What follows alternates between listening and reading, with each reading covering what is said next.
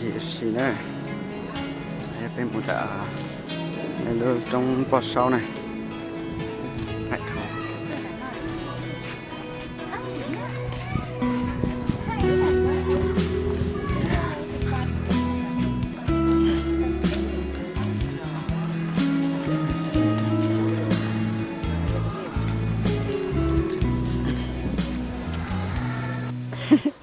này anh thật sẵn đèn trong thế này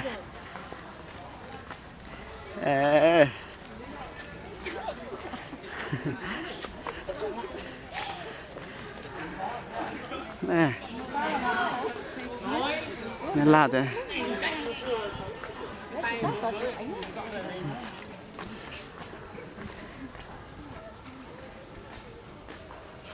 được chưa?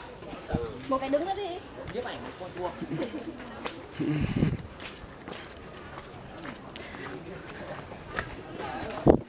ôi nó dị cả này nó là tôi chả muốn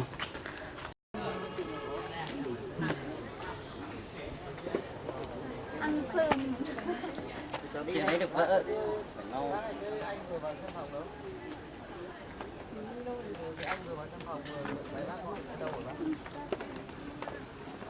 Cháu ơi, số ăn kem nào. Con ơi. Quay không nói.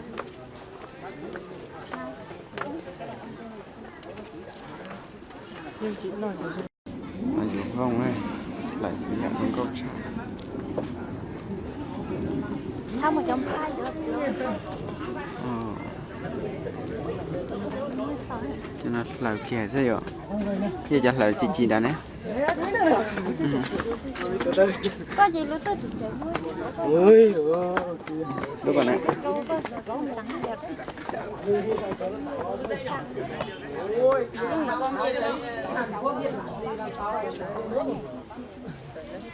nhận rồi cho con thái rồi à Khai là sao? Ăn lọt thở hay thái rồi thái sử dụng tinh thì tôi xả sổ nọ này bây giờ tôi qua sau này lọt cái lên này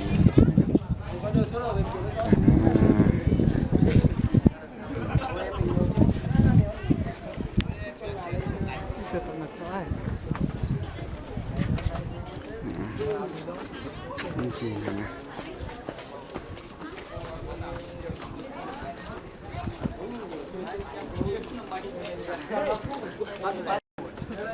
chẳng được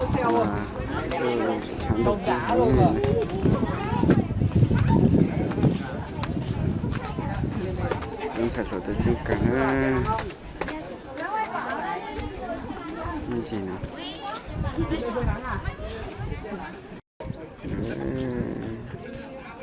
mình có tôi thay đua nè mình có cả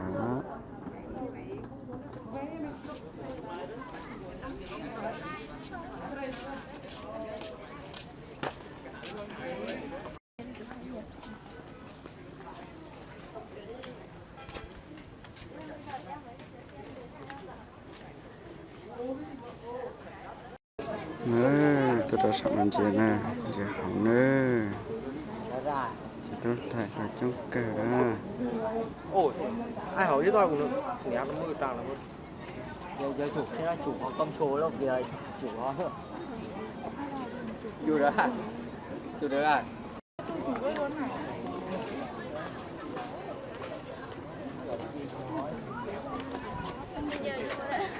mười ơi. Giờ cho chú bạn nha. Đi, ổn định đi. Thành nhân nhờ vui. Anh nghe giao rồi. Cũng muốn bao. lần nào tôi tiêm mông trong gốc cờ thế này tôi sẽ cho nó chìm mông á 60 để cho trong nhà tặng. Cho cái này mặc cái dạ ra. Cái tóc mặc cái đẹp. Mặc váy cứ rau đi bên kia đâu rồi. mà là lúc khử mua con chờ cho xin sạch quần áo xí nè Tại mình thích ăn thế này. trong gốc cờ nhé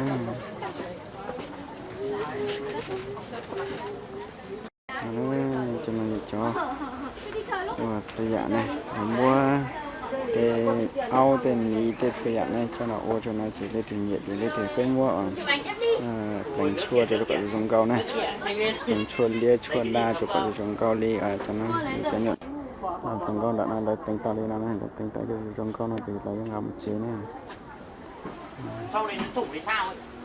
Không phải, bên đây chưa chị đẹp. Cái gì đừng có déo. có hình Xích mấy cái nhỉ?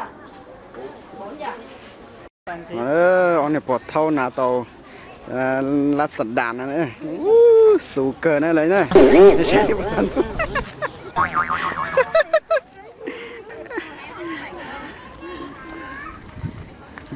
cái thay đuôi đỏ tụi nó này cho nó mình mà thấy hai ó là cho lụa nó nè